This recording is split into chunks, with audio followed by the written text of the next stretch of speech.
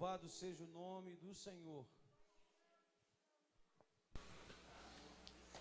Quantos querem ouvir a voz de Deus, digam amém. Amém. Efésios capítulo 6.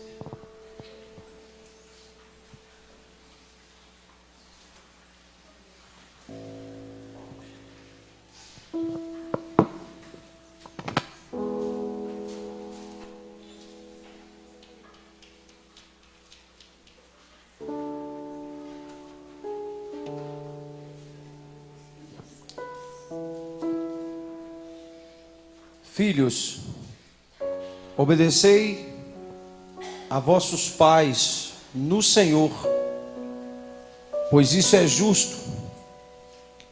Honra o teu pai e a tua mãe, que é o primeiro mandamento com promessa, para que te vá bem e sejas de longa vida sobre a terra. E vós, pais, não provoqueis os vossos filhos à ira, mas criai-os na disciplina e na admoestação do Senhor. Quanto a vós outros servos, obedecei o vosso Senhor, segundo a carne, com temor e tremor, sinceridade do vosso coração, como a Cristo, não servindo à vista como para agradar a homens, mas como servos de Cristo, fazendo de coração a vontade de Deus, servindo de boa vontade como ao Senhor e não como a homens, certo de que cada um, se fizer alguma coisa boa, receberá isso outra vez do Senhor, quer seja servo, quer seja livre. E vós, senhores, de igual modo, procedei para com eles, deixando as ameaças, sabendo que o Senhor, tanto deles como vosso, está nos céus, e que para com ele não há acepção de pessoa. Quanto aos mais, sejam fortalecidos no Senhor e na força do seu poder, revestivos de toda a armadura de Deus, para poderdes ficar firmes contra as ciladas do diabo, porque a nossa luta, ela não é contra a carne e contra o sangue, e sim contra os principados e potestades, contra os dominadores deste mundo tenebroso, contra as forças espirituais do mal nas regiões celestes. Portanto, tomai toda a armadura de Deus, para que possais resistir no dia mau, e depois de teres vencido tudo, permaneceis inabaláveis. Estais, pois, firmes, cingido-vos com a verdade, e vestido-vos da couraça da justiça. Calçai os pés com a preparação do evangelho da paz, abraçando sempre o escudo da fé, com a qual podereis apagar todos os dardos inflamados do inimigo. Tomai também o capacete da salvação e a espada do Espírito, que é a palavra de Deus, com toda oração e súplica, orando em todo o tempo no Espírito, e para isto vigiando com toda a perseverança e súplica por todos os santos, e também por mim, para que me seja dado, no abrir da minha boca, a palavra, para com intrepidez fazer conhecido o mistério do Evangelho. Amém? Põe um pouquinho de retorno aqui, por favor. O texto que nós lemos é uma palavra escrita ou falada, mas não escrita porque tinha uma pessoa, pelo apóstolo Paulo, recomendada aos Efésios, e ele dá diversas instruções, e mesmo sendo algumas delas ligadas ao mundo físico, como nós vimos, uma orientação aos filhos para obedecer aos pais, uma orientação aos pais para não irritar os filhos, uma orientação ao servo para obedecer o Senhor, uma orientação ao Senhor para não irritar os servos e não os explorar. E todas essas orientações ligadas ao mundo espiritual e físico se transforma em uma um momento de bênção para a vida das pessoas que vivem o que está escrito nessa palavra. O tema que eu escolhi para essa mensagem é a grande batalha. E observa que o apóstolo Paulo também orienta que no meio dessa batalha toda, dessa guerra, ele explica muito bem que nós devemos saber contra quem estamos lutando. Ele disse: a nossa luta não é contra a carne ou contra o sangue, e sim contra principado e potestade. E nos últimos dias, o nosso país, o Brasil, ele tem passado por um tempo muito difícil, né? Foi até orado pela Leia falando da escassez dos alimentos, e muitos acabam por citar que nós estamos nos fins dos tempos, apesar de que a Bíblia diz que é o princípio das dores ainda. Tem muita coisa por acontecer, mas eu queria, juntamente com os irmãos, entender melhor o que está acontecendo e vos fazer compreender que a coisa ela não está boa para ninguém, né? Os patrões, eu até hoje pela manhã estava falando com um dos irmãos aqui, o Mauro, que ele trabalha numa empresa que eles têm cerca de 90, quase 100 caminhões, e há cerca de 3, 4 anos atrás, o lucro que cada caminhão provia ao seu dono era considerável, ao ponto de que hoje ele diz que para pagar as despesas está muito difícil. E aí alguns funcionários dizem: ele não paga em dia, ele não sei o quê, e aí levantam contra o patrão e não entendem que por vezes o patrão está em uma situação igual ou por vezes pior do que o empregado.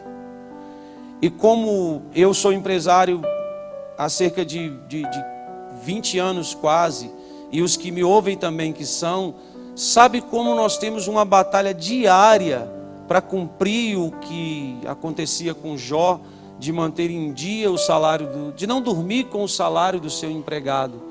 E muitas vezes, muitos não sabem disso, que há patrões que deixam de ter a sua própria provisão para manter o seu funcionário trabalhando, ou um caminhão andando, uma empresa aberta. E isso é fato.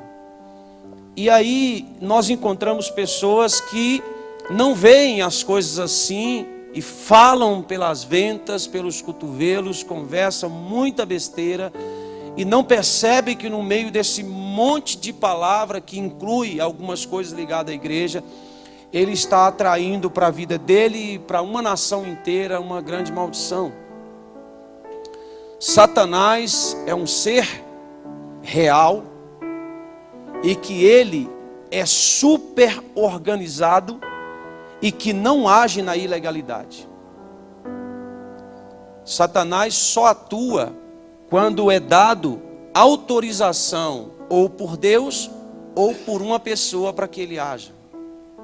Ao contrário do que muitos pensam, ele entrou lá em casa. Não, não funciona assim. O mundo espiritual é extremamente organizado. Extremamente organizado. E a outra coisa que é importante que nós saibamos é que, para além de ser organizado, sabe o poder que tem e o que fazer com ele dentro das limitações dadas por Deus a Satanás, escute Moriá, e a todo o seu reino. Então hoje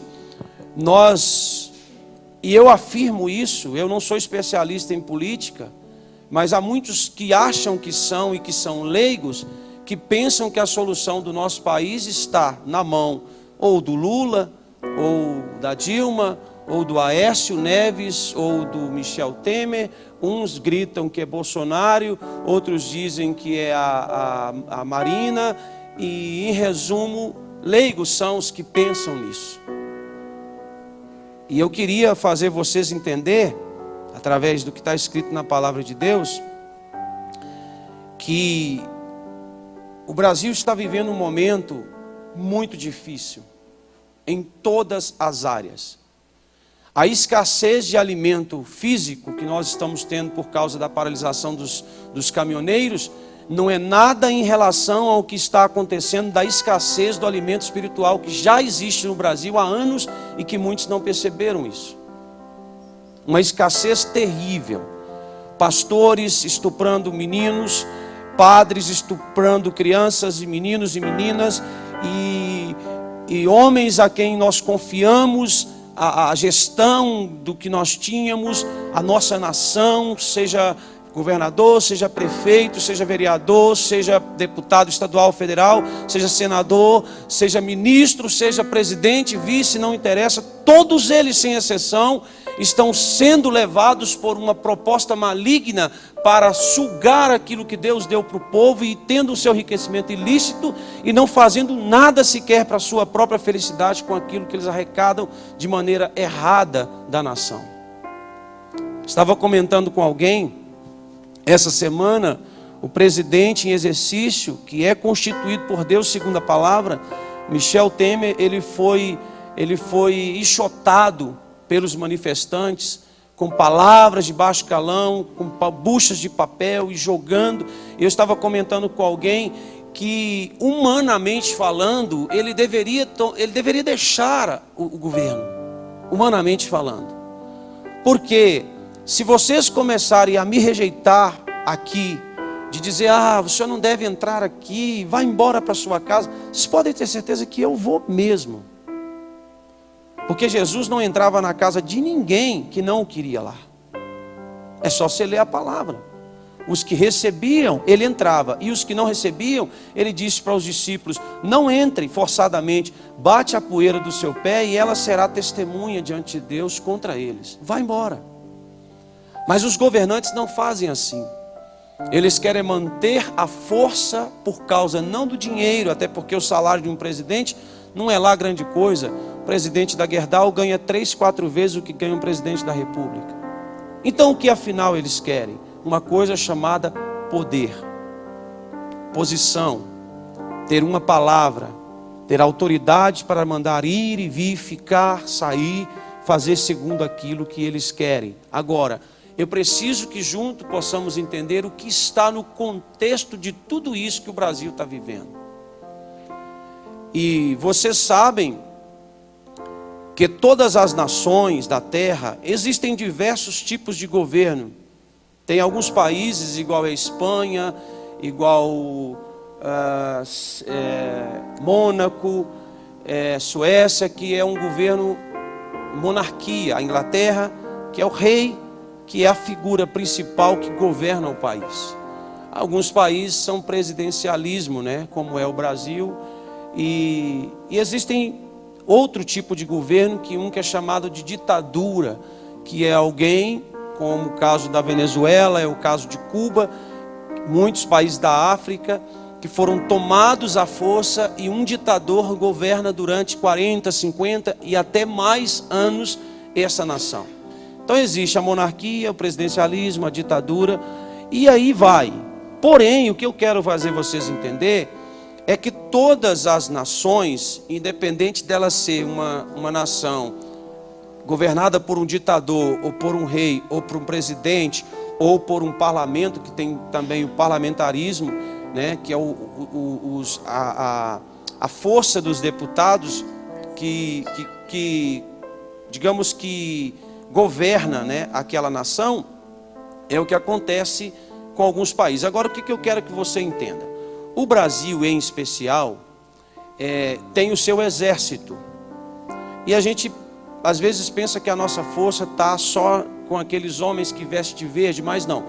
Os Estados Unidos têm o maior, ou melhor, o mais potente exército do mundo, e a China tem o maior exército do mundo, tem o maior número de soldados e de armas e tal, apesar dos Estados Unidos ser muitas vezes mais poderoso, e por isso os Estados Unidos é a nação mais forte do mundo.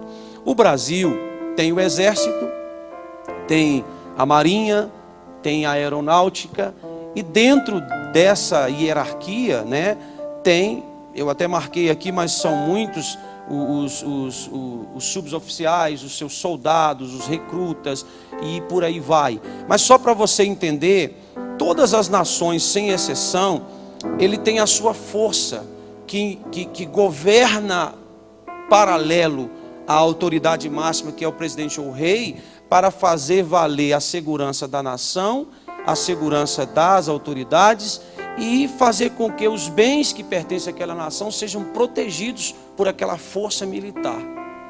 Inclusive em Timor-Leste, quando o Brasil foi determinado pela ONU, uma força militar, eles estiveram ali durante 10 anos para formar um exército, para que depois pudessem voltar para casa e deixar ali os seus próprios soldados cuidar daquilo que era deles. Então nós temos a Marinha, que cuida das nossas fronteiras onde tem água, rios, mar, né, o oceano, é a Marinha que cuida. Se for na parte superior do ar, é a aeronáutica que cuida das fronteiras, de uma invasão de um espaço aéreo. E o exército cuida da parte seca, das fronteiras secas, vamos dizer assim, da terra. Quando há alguma necessidade de imediato de intervenção, o presidente tem autonomia e ele faz um pedido aprovado pelo Senado, pelos ministros, melhor dizendo, e ali eles aprovam uma liminar que faz com que o presidente possa fazer exercício da força militar para proteger o bem maior da sua nação. Então nós temos a Marinha, a Aeronáutica e temos também o Exército. E tem uma outra polícia dentro do Brasil, melhor, mais de uma, tem a Polícia Federal, que cuida dos assuntos também ligados ao governo, de crimes federais. Temos a Polícia Civil, que cada estado tem a sua Polícia Civil, veículos, crimes, investigação. Temos a Polícia Militar.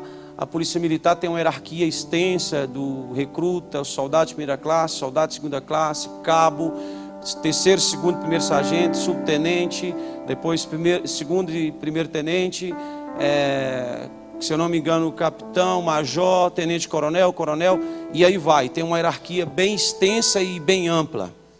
Eu tenho muitas pessoas na minha família que são militares e eles cumprem rigorosamente o horário, a sua conduta, uma série de fatores. E todas as vezes que um estado que tem a polícia militar, seja ele qual for, precisa de uma intervenção para proteger o bem maior daquele estado, então solicita a força da polícia militar, eles intervêm, tiram manifestantes, prendem se for preciso, de maneira que proteja o bem do seu estado.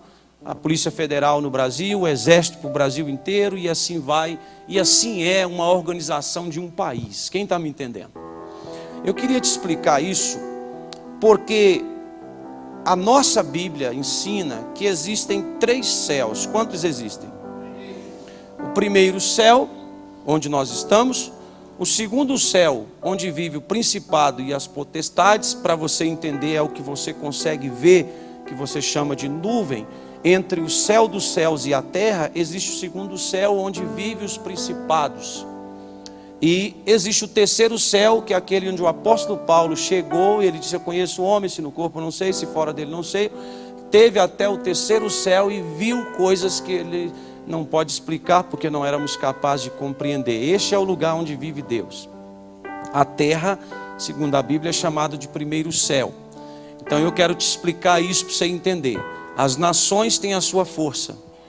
Deus também tem o seu exército, que é composto pelos anjos, as classes angelicais, que é um conjunto, né, como se fosse um exército, que também tem os serafins, tem o querubim, tem os anjos adoradores, são seres, segundo a palavra em Coríntios 9, ministradores que foram enviados para servir os que hão de herdar a salvação. Então existe uma hierarquia, algo muito bem organizado. Então nós temos o governo humano, vocês estão me entendendo? Que governa aqui a terra, chamamos de terceiro céu, primeiro céu, o lugar onde nós vivemos, governados pelas forças do governo do país, seja rei, seja presidente, com seus deputados, e aí vai, apoiado pela força militar.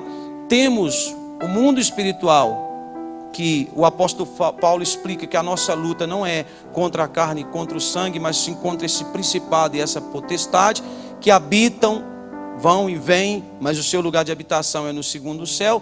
E a força maior, com o exército dos exércitos, né, uma força soberana, que é de Deus, que também tem o seu exército. Pastor, o que o senhor quer nos ensinar com isso? A Bíblia nos ensina que essa organização faz com que as coisas funcionem.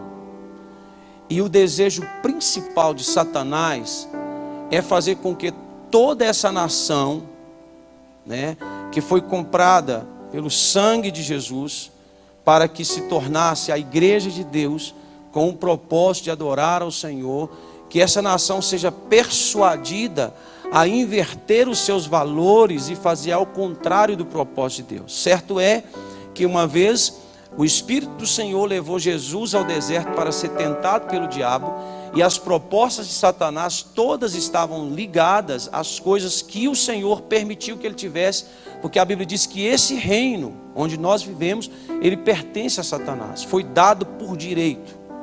Isso está escrito, é dele. Tanto é que quando ele levou Jesus no alto, e ele disse: se você, tudo que você vê me pertence, e eu te dou se você prostrar e me adorar. Jesus recusou e disse para ele: não, somente o Senhor seu Deus servirás, só a ele prestarás culto. E ali ele disse para Satanás sair, porque não era a proposta que ele tinha. Eu quero te fazer entender é que Satanás, escute isso, ele não é um ser onipresente e nem onisciente. Deus é. Satanás não tem a capacidade de estar em todas as nações ao mesmo tempo. Ele não consegue, ele não tem esse poder porque Deus não deu. E ele, para atuar, ele tem os seus meios. E aí o que Satanás faz? Satanás então assume o controle. Na sua hierarquia, ela é dividida em hostes, dominadores, potestades e principados.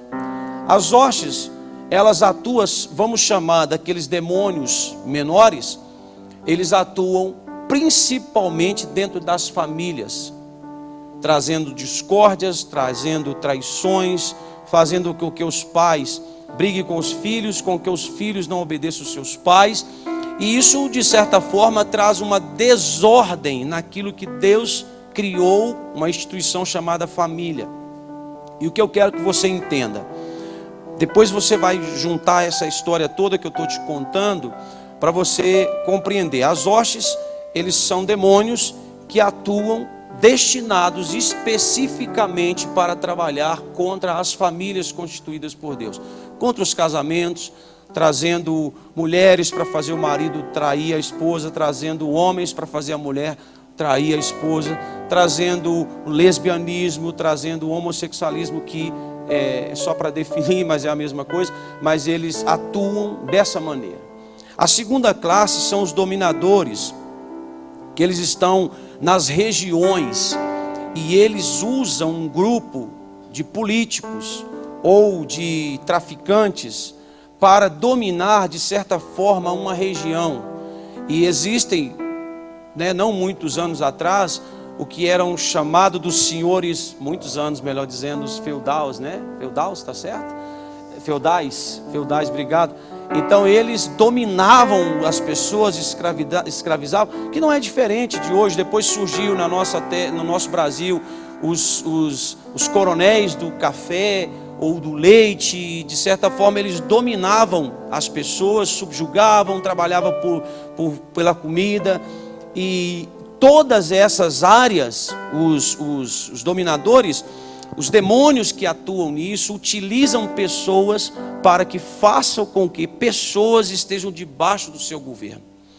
No Rio de Janeiro e São Paulo, principalmente no Rio de Janeiro, existem muitos traficantes que são literalmente, totalmente possuídos pelo diabo para fazer isso. E eles dominam uma favela inteira, eles colocam regras, eles tomam, eles persuadem policiais, eles pegam adolescentes, fazem deles traficantes, colocam arma na mão deles e fazem eles governar as pequenas áreas que existem. Depois existe uma outra chamada de potestade, que já é a nível nacional, e que aqui também ele usa. Essa é uma coisa que é interessante a Moriá saber, que às vezes a gente deixa passar desapercebido, principalmente no Brasil, por ser considerado o maior país cristão do mundo. não porque são evangélicos, mas porque os católicos também são considerados cristãos. Então é o maior país cristão do mundo. E o que a potestade faz? Ela usa um meio, um instrumento, no nosso Brasil é chamado de padroeira, que ela consegue, os demônios conseguem, com essa maneira, manipular uma nação inteira, criando dias de adoração, feriados, momentos específicos para que essa potestade possa dominar. E depois, por último, vem o principado, que age internacionalmente, que usam governos, como infelizmente tem acontecido agora com aquele Kim Jong-un, que cismou de conquistar sozinho o mundo. E às vezes a gente pensa assim, esse cara é maluco. Na realidade, irmãos, por que eu estou contando tudo isso para vocês? Porque muitos de nós não estamos dispostos, escute, Moriá, a conhecer isso, essa força.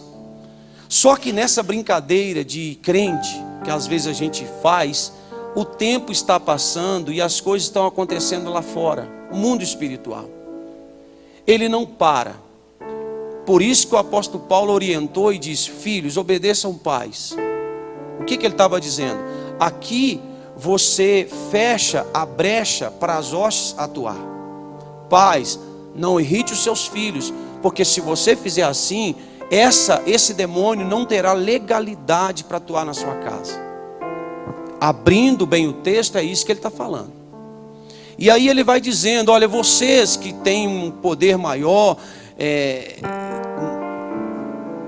que são, aspas, dominadores, com os seus empregados, não atuam assim, sejam justos. Empregados, trabalhem como se estivesse trabalhando para o Senhor. Patrão, pague com justiça, como se estivesse fazendo para o Senhor. Porque se você fizer assim, esses dominadores, esses demônios não entrarão na sua empresa, na sua vida, e não atuarão. E ele vai, escrevendo aos Efésios, explicando detalhadamente como que isso funciona. E aí nós chegamos, escute aqui, a um lugar chamado igreja, que também tem a sua organização e tem o seu propósito. Quem está me entendendo? Eu falei de um governo teocrático, que é o governo de Deus, com seus anjos, os seus serafins e querubins, o seu trono, e aí vai, que eu não estou pregando sobre isso, por isso não vou entrar em detalhe.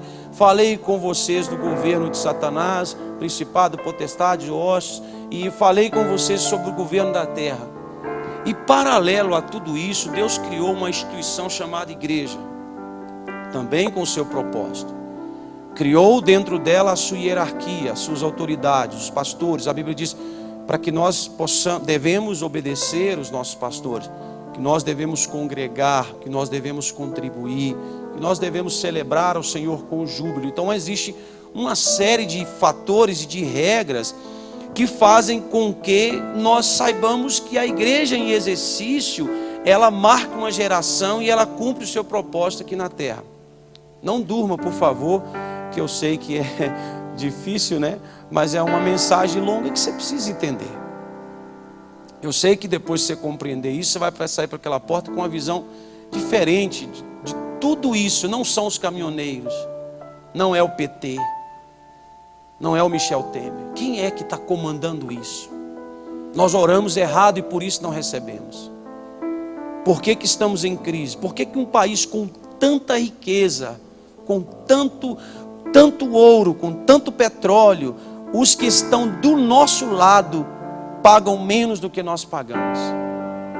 Ah, pastor, é o governo. Que governo? O que você chama de governo? É isso que nossa igreja precisa entender.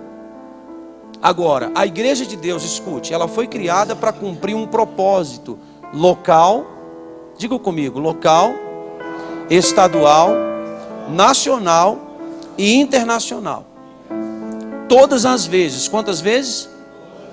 Todas as vezes que as igrejas evangélicas constituídas por Deus na terra deixa de cumprir o seu propósito, Satanás domina. Isso é fato.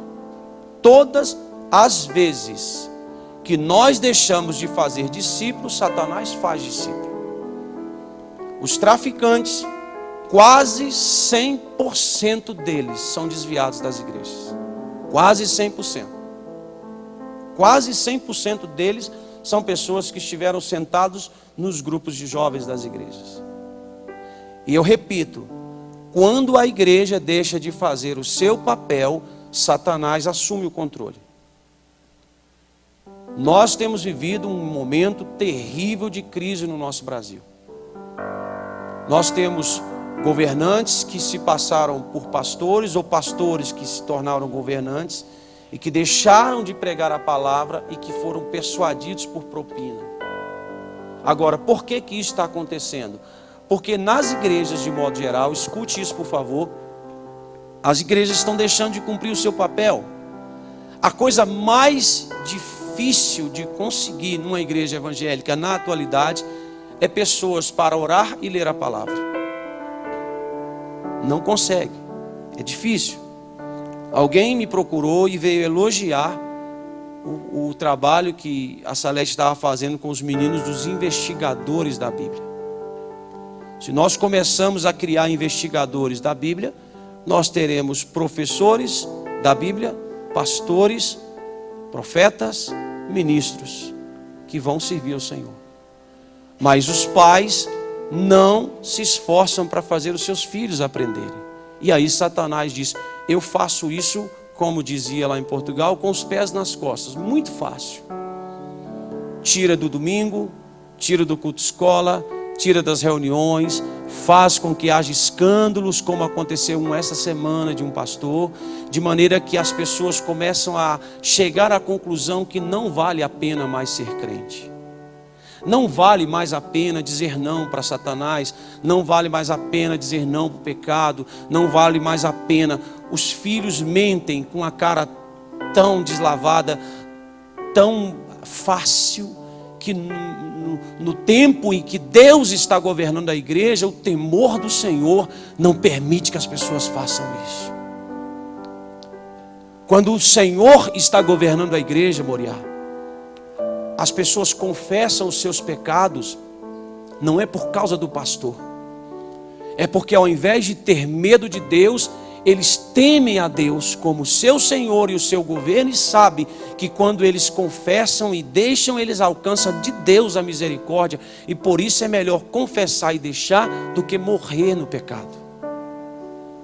Aí nós sabemos que as igrejas evangélicas, elas são governadas pelo Senhor, tem uma força sobrenatural enviada por Jesus Cristo. Depois de passado os dias que ele estava no céu, Salmo 24 fala da glorificação dele, e ele roga ao Pai para que envie um outro Consolador para estar conosco para sempre, que é o Espírito Santo. Em Atos capítulo 2, ele manifestou sobre as pessoas que estavam lá e sobre toda a igreja na atualidade. Então o que é que nós fazemos hoje? Nós, porque eu faço parte da igreja, né, e prego para que isso seja corrigido.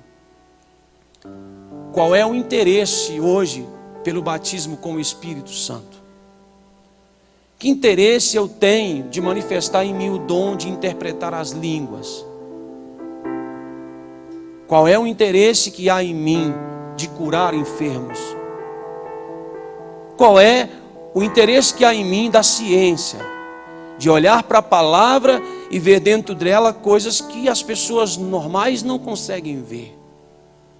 E nós recuamos como igreja e Satanás assenta no trono. E aí nós não conseguimos entender porque tantos jovens têm tido a sua vida ceifada. Por que que os caminhoneiros chegaram ao ponto de parar um país que está tendo 120 bilhões de prejuízos por dia? Porque os maridos não estão tendo mais alegria na sua casa, as esposas não querem ser mais esposas. Porque os cantores com músicas que tocam o coração da igreja e de Deus não aparecem mais. E aí nós vamos deixando, e a vida vai sendo levada pela própria vida, e corremos para pagar as contas, e corremos para sobreviver, e fazemos aqui, compramos um litro de gasolina ali, e não paramos para analisar que alguém está tomando o nosso lugar. Vocês estão aqui? E aí o apóstolo Paulo escreve há muitos anos atrás, dizendo: pessoal, pare e pense que vocês estão lutando contra a pessoa errada. E ele disse: a nossa luta não é contra isso.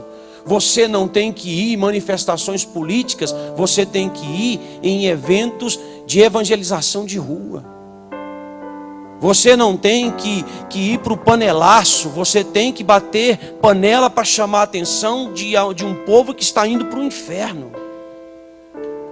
Voltar a pregar por um bêbado, crendo que ele vai aceitar Jesus e que o poder do Espírito Santo o libertará do vício e ele será salvo. Voltar a orar nos hospitais por um doente, crendo que o poder do nome de Jesus levanta o enfermo, porque isso é o que diz a palavra. E ter o orgulho de dizer: eu sou crente no Senhor Jesus, eu sirvo um Deus que sara, que cura, que liberta e que leva para o céu.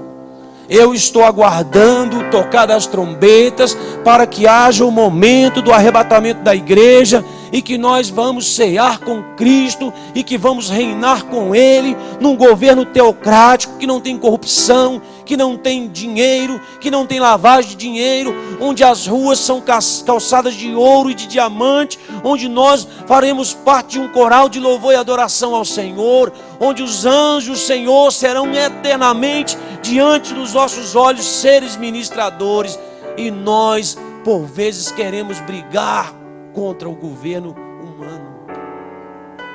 O que eu quero que vocês entendam? Nós não precisamos de estratégia humana, nós precisamos de atrair Deus à nossa vida e dizer: Senhor, chega de ficar distante da tua presença. A Bíblia diz que Ana, ela decidiu oferecer o seu útero estéril, eu já preguei isso aqui, porque não existia profeta na terra, o que tinha era corrupto, que era Eli e os seus filhos. Ela disse: chega de viver um culto mais ou menos, e ela vira para o Senhor e disse: olha, o único útero que eu tenho está defeituoso, mas eu quero ofertá-lo ao Senhor, para que o Senhor gere dentro dele um profeta que mude essa nação. E Deus olha para Ana e usa Eli e diz para ela que seja feito conforme a sua oração. Passado o devido tempo, ela engravidou de Samuel, que foi um profeta, que a palavra dele não caía por terra, porque Deus a sustentava. Aí nós pensamos: contra quem estamos lutando? Nós estamos manifestando o quê? Quantas pessoas foram ali falar para os motoristas sobre Deus? Vamos levar carne, vamos levar comida. Ninguém leva a palavra. Aí a nossa nação, irmãos, está perdendo a sua autoridade. Ninguém acredita em político mais. Está difícil acreditar em pastor. Está difícil confiar no patrão. Esses dias eu ouvi uma historinha interessante que você conhece, só para lembrar, de um rapaz que saiu de casa, recém-casado, para trabalhar, para sustentar a família, e ele ficou 20 anos fora. E ele disse para o patrão dele: eu não quero receber nem um dia. Acho que vocês conhecem essa história. Eu quero que você me pague no dia de ir embora. Quem faz isso hoje? O cara pensa assim: não, o patrão vai falir, eu quero o meu agora. Eu não confio, ninguém confia em ninguém. No ser humano ninguém confia. Ele trabalhou 20 anos. E ele disse: eu tenho 3 conselhos. Vocês conhecem a história, não vou contar, mas só para lembrar da confiança dele. O que você quer? O dinheiro, o conselho ou os conselhos? Se alguém disser para você isso hoje, numa questão humana, sendo sincero, você está querendo me enrolar. Paga logo o meu salário. Não é assim? Porque nós não estamos mais sendo governados por Deus. A nossa nação, o nosso país, o mundo de modo geral, aceitou o governo de Satanás. O que ele faz? Ele entra em instituições, nas pessoas, é claro, como era o caso da CBF e da FIFA, uma das instituições mais respeitadas do mundo e coloca quem como pivô da corrupção lá dentro? Um brasileiro. Isso não é orgulho para ninguém. Foge para Nova York, paga 2 milhões de dólares de fiança para ficar preso dentro do seu apartamento. Aqui no Brasil, a CBF, a mesma coisa. Aí a gente acha, futebol. Irmãos, existe um governo assentado no trono desse país. E eu te afirmo biblicamente que não é o Senhor. E eu estou pregando essa mensagem hoje para te convocar como igreja. Alguém disse assim: pastor, nós devíamos chamar os pastores para a gente. Irmãos, está tão difícil ser pastor, que se nós chamarmos os pastores, eu ouvi isso tem menos de um mês, que eu queria fazer um culto ao ar livre e convidei 3 igrejas para me ajudar. Eles disseram: nós não misturamos. Na minha cara. Eu não pedi ele 1 centavo. Eu disse: nós vamos levar o som, nós vamos levar os jovens para distribuir folhetos. Eu só quero que vocês cantem uma música, porque nós vamos cantar como os homens. Cantem uma música. Nós não misturamos. Nossa igreja não participa de evento de outra igreja. Eu fiquei muito triste. Não falei isso com ninguém, estou falando com vocês agora. Muito triste. E eu senti vergonha de ser pastor naquela hora. Eu disse: Senhor, a quem nós estamos servindo? Aí nós lutamos, criamos marcas individuais, nomes próprios, defendemos placas. Eu estou falando generalizando, me entenda. Qual é o propósito disso? Jesus está voltando, Moriá. Tá? Não pense você que isso ficará impune. Não, a justiça de Deus está sobre essa terra, principalmente o nosso país e infelizmente o nosso país. Foi ontem na Irlanda, 60% da população votou dizendo: nós queremos o aborto. Nós queremos matar as crianças. Sabe o que é uma nação inteira, 60% dela dizer: nós queremos que as crianças sejam mortas. Portugal aprovou o casamento gay. A Europa quase toda já aprovou. Os Estados Unidos aprovou. O Brasil não aprovou ainda por questão de dias, mas aceita. E nós como igreja fazemos o quê? Não vimos no culto. Falta gasolina, a gente não vem no culto. Não estou falando para os que vieram, é claro, né? Porque os que não vieram. Eu estava com o Eduardo lá em Cipotânia. Chegou uma família que andaram 1h20 a pé para participar do culto. 1h20. Eles chegaram na igreja, faltando ainda uns 25 minutos para começar o culto. Eles saíram de casa às 5h40. Andaram 1h20 para ir para o culto. Não tem carro, por isso eles não precisam de gasolina. E o que nós estamos fazendo? Nosso país está vivendo um caos total. Indiretamente você não percebe isso, mas observe que nós estamos buscando, os empresários coitados, lutando para sobreviver, os empregados lutando para sobreviver com um salário, os corruptos lutando para não ser descobertos, pagando cada vez mais propina. Imagina a tristeza do coração daquele pai dos 2 irmãos da JBS, porque o patrimônio foi ele que começou em Brasília. A história dele é linda, daquele senhor. Começou vendendo carne, quando foi construir Brasília, e você pode pôr na internet, você vai ver que história linda daquele velho. E ele trabalhou com açougue, cortando carne a vida toda, e criou um patrimônio e deu filho para gerenciar, que se tornou o maior corrupto da história do Brasil. E aí a gente olha para isso e diz: meu Deus, o que aconteceu com essa terra? Eu sou de um tempo, não tem muitos anos, mas eu pude ver isso, eu me orgulho em dizer, em que nós não tínhamos departamento infantil. Quantas vigílias nós ficamos assistindo, estávamos comentando isso esse dia, mas Eliette, havia demônios que manifestava e o cara era liberto e em seguida era batizado com o Espírito Santo. Muitas vezes, sabe o que a gente comia, Marconi? Bolacha e kisuke. Não tem nada bom melhor que isso também não. E a gente ia para a vigília. Hoje, para fazer vigília para os nossos jovens, a gente tem que botar um filme de ação. Eu não estou aqui, não se queimem comigo. Não estou direcionando isso específico, estou falando de uma geração. Se eu não criar uma atração para os homens, para as mulheres, elas não vêm. Não estou lavando roupa, eu estou pregando a palavra. Pastor, o que está acontecendo? O apóstolo Paulo diz, existe uma luta que está errada, nós estamos lutando contra a carne. Por isso não há felicidade no casamento, não há felicidade com os filhos não têm sucesso. Nós estamos tendo homens, irmãos, infelizmente, na minha geração, com 16, 17 anos, nós já estávamos empregados, já tínhamos profissão, já tinha carteira assinada, e dizem que o Brasil de hoje é mais moderno, que na nossa geração não tinha esses problemas. Eu assinei minha carteira com 14 anos, já era mecânico naquela época, aprendi, porque o pai me colocou para trabalhar com 11 anos de idade, não era para me explorar, ele disse, você precisa de uma profissão, e com essa profissão sustentei a minha família muitos anos. Aí hoje os meninos estudam, fazem faculdade, terminam, têm um diploma e não têm emprego, porque não tem profissão, são estudados, mas não tem profissão.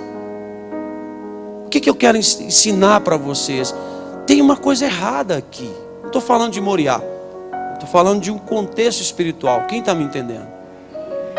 Eu sou igreja, você é igreja? Amém? A igreja precisa se posicionar e dizer, Satanás, você não pode continuar dominando a nossa cidade. E o que eu estou falando com vocês aqui, porque os principados sabem que uma igreja que decide ser missionária, ela enfrenta uma batalha, mas ela tem muitas vitórias, porque Deus, a Bíblia diz que Ele dá ordem aos seus anjos ao nosso respeito, para que a gente não tropece, e Ele nos guarda. A palavra diz que o anjo do Senhor acampa ao redor daqueles que temem ao Senhor e os livra, o tempo inteiro. Hoje nós estávamos falando sobre isso de manhã, da fé. Fé não é para ganhar nada, fé não é para ser curado, fé não é para ver montanha mudar de lugar, fé é para agradar a Deus. E todo mundo que agrada a Deus, montanha muda na frente dos olhos dele. Porque Deus faz isso. Deus se encarrega de fazer quando nós agradamos a Deus. Tem pessoas aqui que me ouvem, que quando nós começamos essa igreja Moriá, se apaixonaram pela palavra e o tempo tirou isso dele. Eu me orgulho, Cindy Clay, apesar do seu jeitão esquisito, mas eu me orgulho muito de você, porque o Cindy Clay, ele se converteu numa revisão de vidas. Esse ano é a 4ª vez seguida que ele lê a Bíblia. Fala um monte de besteira ainda. Mas eu fico vendo como que Deus vai trabalhando na vida de uma pessoa, Eduardo. Sabe, passo a passo, dia após dia. Essa semana nós ganhamos uma pessoa para Jesus na trilha. E nós temos falado, a gente tem que glorificar a Deus em tudo que a gente vai fazer. Em tudo. Agora, se ele não lesse a Bíblia, já estava longe. Porque o bicho é osso duro. Mas ele lê a Bíblia sempre. Aí a gente percebe, por que uns não mudam? Porque não amam a Bíblia. Quem ama a Bíblia aprende a orar. Quem ama a Bíblia não precisa o pastor ficar falando de oferta e de dízimo, porque a Bíblia fala, a Bíblia ensina. Quem ama a Bíblia, jovens que amam a Bíblia, se dispõem a servir o reino. Não se chateia comigo não, tá? Porque senão eu derrubo você na trilha. Irmãos, olhe para mim por favor e me entenda, em nome de Jesus. Essa palavra eu quero que você guarde ela no seu coração. E você decida ser igreja. Nós não podemos mais sermos governados pelo diabo, irmãos. Satanás se organizou de uma maneira tão sorrateira, e está tentando colocar no nosso lugar um Deus. Eles postaram no Facebook que Lula foi igualado a Jesus Cristo. Que vergonha! Que vergonha, que nojo desse povo. O meu Senhor. Hoje nós estávamos no restaurante e ouvindo uma música antiga do Raul Seixas, que ele dizia: eu não sou besta para tirar a onda de herói, morrer de pendurado numa cruz. Isso foi cantado por uma geração. O cara brasileiro que compôs essa música, e a gente não entende porque Deus fez assim, ó, tirou a mão de sobre nós. Os maiores macumbeiros lá em Portugal, eles cultuam aquele cara de um livro aí, espírito que eu não lembro, Paulo Coelho. Brasileiro, vocês têm. Quantas vezes eu ouvi, vocês têm um brasileiro bom lá, né? Paulo Coelho. Eu não me orgulho dele. Não. Brasileiro. E as coisas, nós temos, o maior corrupto do mundo é brasileiro. O maior espírita do mundo é brasileiro. O maior macumbeiro do mundo é brasileiro. Eu me orgulho disso. Agora, o maior evangelista do mundo, americano. Por que não é brasileiro?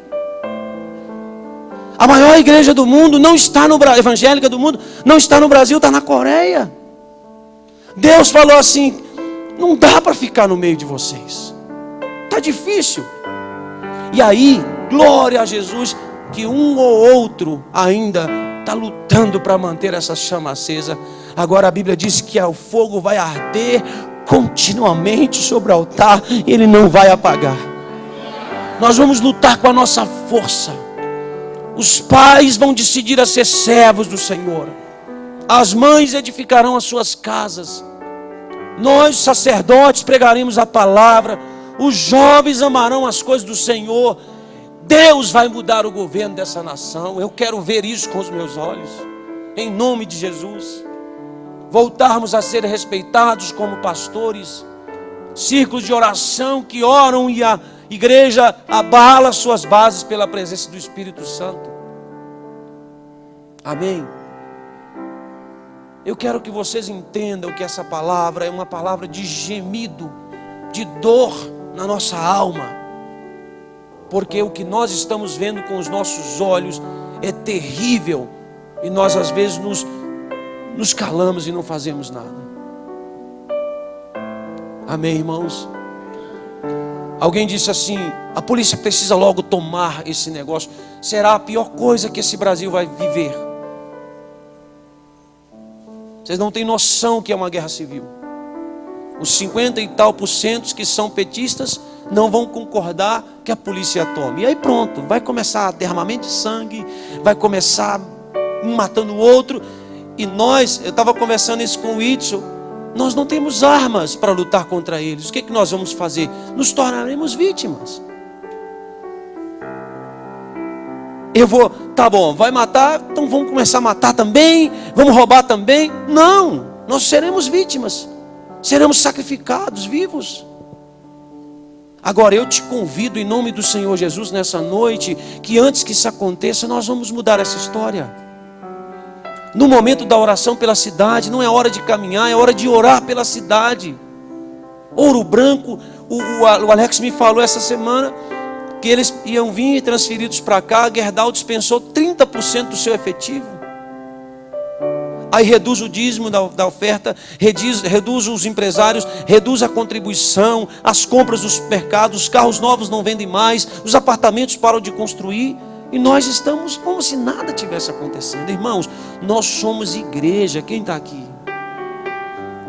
Hoje tem um grupo reduzido aqui por causa da falta de combustível. Mas se eu decidir juntamente com você e você decidir juntamente comigo, a gente muda essa história. O Marconi está ali andando atrás de um combustível para poder ir trabalhar. Não tem. Sabe o que é isso? O país que tem 98% de autonomia do seu combustível não tem gasolina. É normal, entenda isso. É normal isso.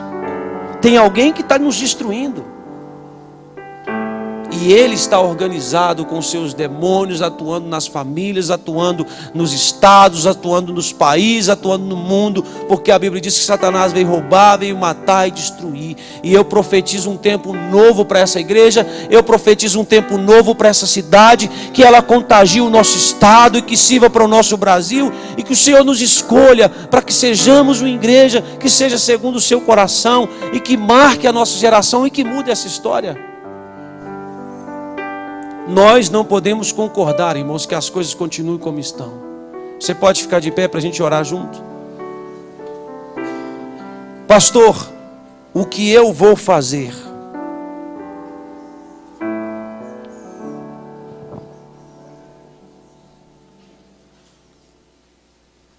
O apóstolo Paulo disse: vocês querem saber? Quem quer saber? Não vou falar, ninguém quer saber. Quem quer saber? Agora eu falo. Ele falou, irmãos, depois vocês têm que ler esse texto. Pare e pense, o que está acontecendo? Quem aqui quer vencer? Se hoje acontecer uma guerra civil, e você que está na idade ativa, que eu acho que até, se eu não me engano é 40 e... eu estou fora já? Não, estou dentro. Acho que 49 anos ainda é convocado quando tem uma guerra. 50 já fica livre. Eduardo, acho que é 49.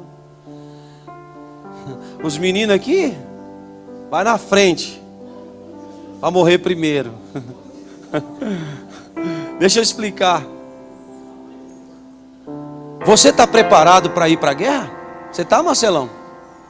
Você aguenta subir a serra e descer correndo 2 vezes? Eduardo? Você vai falar, vou de moto. De moto não vale, porque o barulho da moto, o inimigo te entrega e você é apanhado. Olha aqui para eu explicar isso.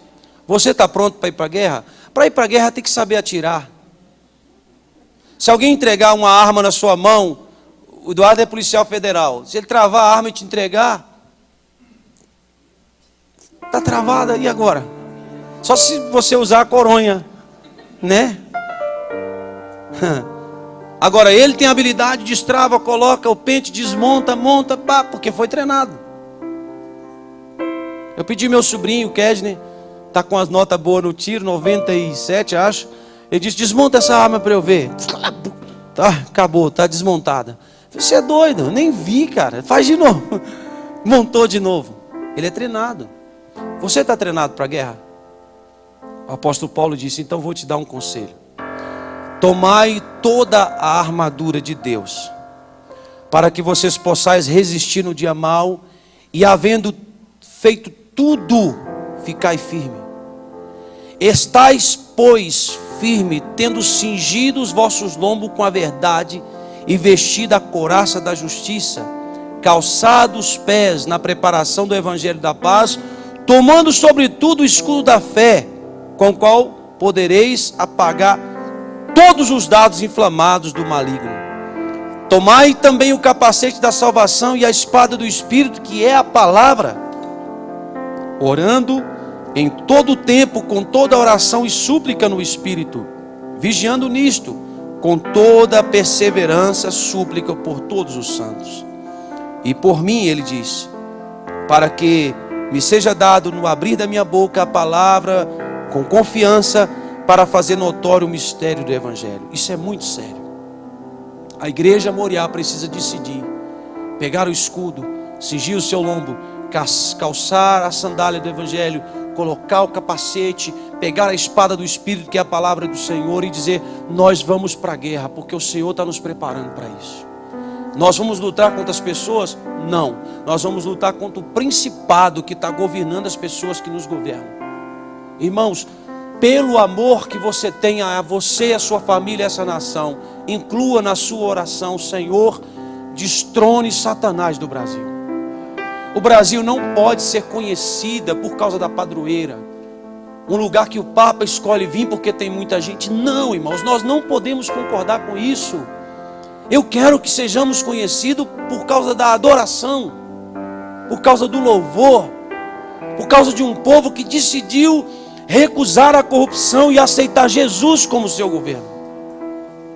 Eu não tenho ainda muita certeza, mas acho que Ipatinga, o padroeiro, aspas, é Jesus. Se eu não me engano, numa época né? Acho que tinha vereadores o suficiente para mudar a história. Quem está aqui? Nós vamos nas repartições públicas, que a lei diz que o nosso estado é laico, que não pode adorar nenhum nem outro, não pode se manifestar por fé. Mas as prefeituras, a Caixa Econômica Federal, Banco do Brasil, todos têm uma imagem. As escolas, nós somos crentes. Eu posso chegar lá e arrancar aquela imagem? Claro que não. Eles estão infringindo a lei? Claro que sim. Quem tira ela de lá? Quer que eu te falo?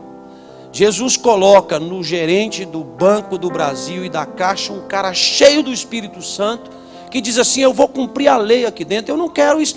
E ele não sofre sanção nenhuma, porque é lei. O Senhor Jesus elege um prefeito ou um número de vereadores o suficiente para olhar para aquela imagem e dizer: cara, o seu lugar não é aqui. Quem está me entendendo? Mas isso só vai acontecer se essa igreja, porque não adianta eu chamar os outros pastores, não tenho nada contra nenhum deles, e não sei se tem contra mim. Não pergunte também, por favor. Mas eu não tenho. Preguem aqui com maior liberdade. Se falar a verdade, somos parceiros na mesma batalha, fé e ordem. Creio que eles creem no que eu creio. Não tem dificuldade. Mas eu vou esperar eles dizerem: vamos juntos? Não, porque eu vou encontrar dificuldade. Então o que nós vamos fazer? Nós vamos mudar essa história. Quem está comigo? Como que nós vamos fazer, pastor? Os conselhos estão Efésios 6, 13 a 19. Leia de novo depois. Leia de novo com eles, Diego. Leia de novo e viva isso. Como é que eu vou fazer? Eu vou entrar na guerra. Salete, enche aqueles meninos de sabedoria da Bíblia. Eles vão crescer. Eles serão investigadores. Cindy Clay, transfira essa vontade de ler a Bíblia para aqueles dois lá. Principalmente aquele pequenininho que tem o seu sangue. O Otávio é mais a mãe, mais tranquilo, mas o outro pequenininho é sangue no olho, viu? Faz ele ler também. Irmãos, uns caras doidos assim, quando fecham uma parceria com Jesus, Satanás tem que andar de roda, correr mais de quilômetros. Quem está me entendendo? Teve um cara que essa semana a gente estava evangelizando ele. Eu falei com ele: cara, o dia que você falar que você vai deixar Jesus te governar, porque ele do jeito doido dele, ele fala todo mundo, Jesus para todo mundo, e fala: você tem que ir lá na Moriá, jeito Paulo, vai lá, cara, jeito doido dele. Eu disse para ele: na hora que você converter, cara, igual Jesus falou com Pedro, quando você converter, Pedro, sabe, tem uns malucos aqui dentro que Jesus vai usar demais. Aquele ali é o mais doido de todos, ó, Fernando fala umas coisas, né? Mas Deus vai usar ele demais. Por que Deus vai usar ele? Porque ele tem muita vontade de ser usado por Deus. Quem tem vontade de ser usado por Deus, Deus usa ele. Porque Deus, a Bíblia diz que ele está à procura, irmãos. Ele está procurando quem é o cara que eu vou usar, quem é a mulher que eu vou usar. Ele está procurando. Quando ele encontra uma mãozinha assim: ei, eu estou aqui, envia-me. Ele diz: você é meio desajeitado, mas eu vou te ajeitar. Amém. Dá a mão que está do seu lado. Vamos fazer uma oração da fé.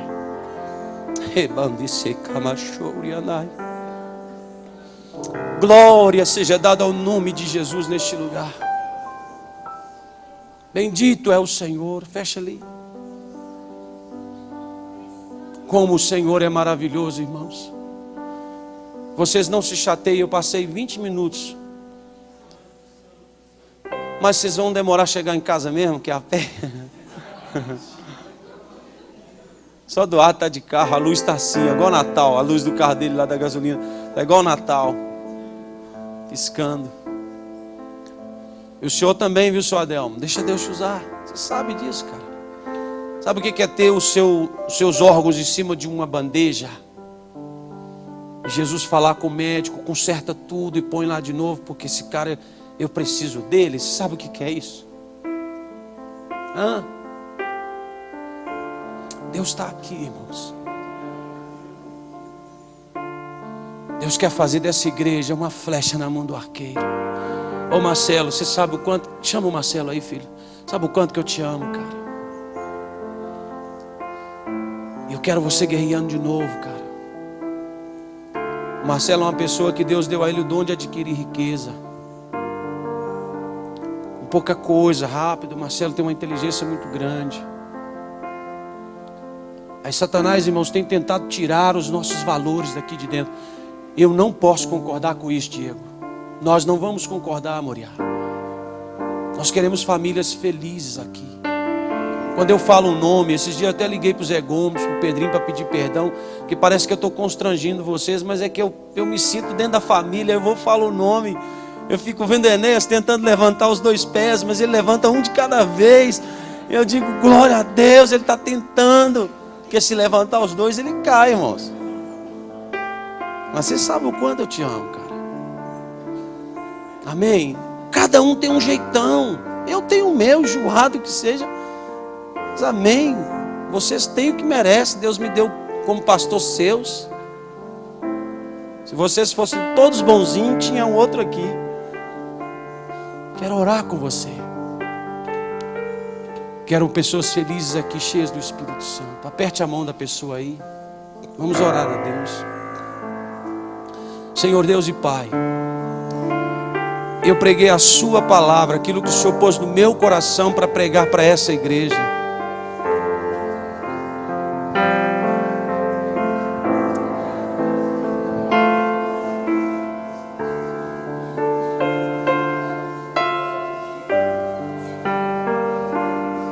Vem, Espírito de Deus, e orvalha este lugar com teu renovo. Batiza com teu Espírito Santo. Renova os que estão fracos. Fortalece os artelhos deles na tua palavra. Levante, Senhor, jovens, homens, mulheres, com intrepidez para marcar essa geração.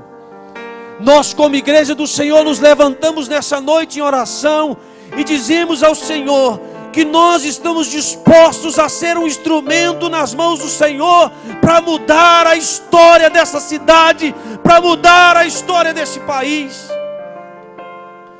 Caia por terra as armas que foram forjadas contra essa nação.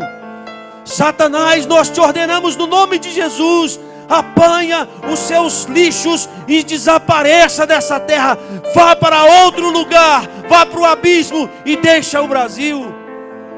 Senhor, encha os pastores com teu Espírito Santo, encha-os de sabedoria para pregar a tua palavra, que caia por terra os inimigos do Senhor, em nome de Jesus. Senhor, orvalha-nos agora com teu Santo Espírito, sopra o teu vento, tira toda a obra maligna, toda a arma que foi forjada contra nós, desfaz os laços do diabo, Senhor.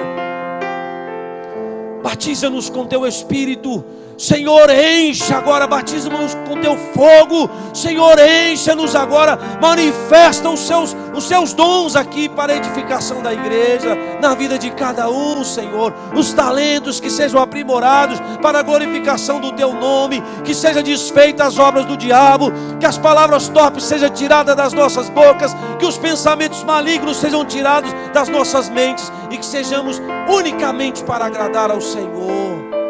Abençoa as famílias aqui, que os filhos sejam obedientes aos pais, que os pais possam com sabedoria ensinar os teus filhos, que os empregados sejam submissos aos seus patrões, que os patrões sejam justos com os seus empregados, de maneira que o seu nome seja glorificado. Desfaz, Senhor, desfaz a corrupção, não deixa o Ouro Branco participar disso, Senhor. Faz dessa cidade uma cidade de referência, levanta adoradores aqui no meio dessa cidade, homens e mulheres, pregadores da tua palavra, que use os instrumentos que o Senhor deu para glorificar o seu nome. Em nome de Jesus eu oro com a tua igreja. Coloque no nosso coração um desejo incontrolável pela tua palavra, um desejo de orar, Senhor, de subirmos a serra para orar. tem poucas cidades que tem um lugar como esse que o Senhor nos deu, que nós podemos subir ali e ver 3, 4 cidades e podemos orar por elas dali. Senhor, nos usa conforme a tua vontade. Toma o nosso coração agora, Jesus.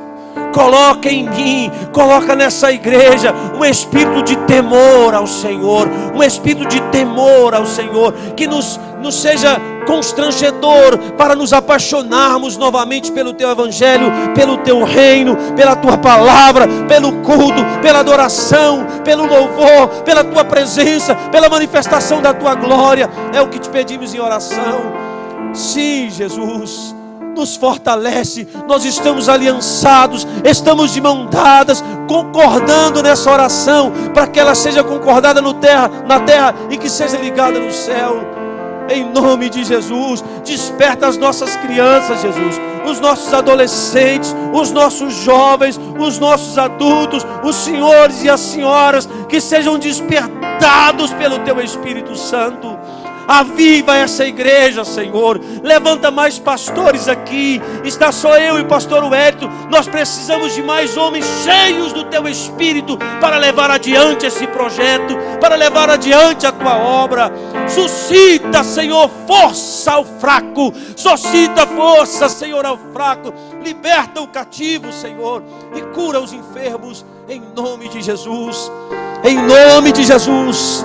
Em nome do Senhor Jesus, eu oro pelas mulheres, pelos homens, pelos jovens, pelos adolescentes, pelos músicos, pelos ministros, pelos obreiros, diáconos, cooperadores dessa igreja, pelos nossos visitantes que vieram hoje. Senhor, não deixe essa palavra matar ninguém, por mais pesada e dura que ela seja, que possa produzir vida na vida deles, Senhor. Fortaleça o ânimo desse povo. É assim que eu oro, no nome de Jesus. Estenda suas mãos, que o amor de Deus o Pai, a comunhão de Jesus Cristo e a doce consolação do Espírito Santo de Deus esteja com todos vós. A paz de Deus, que excede todo o nosso entendimento, guarde sua mente e o seu coração em Cristo Jesus. Sábado, 19 horas, culto da rede, jovens da Moriá estarão aqui celebrando ao Senhor. Amém? A vitória de quem? Para, irmãos, vamos tremer o negócio? A vitória de quem? Pelo sangue de Jesus. Vão em paz, uma semana de vitória e uma boa caminhada. Que Deus abençoe vocês.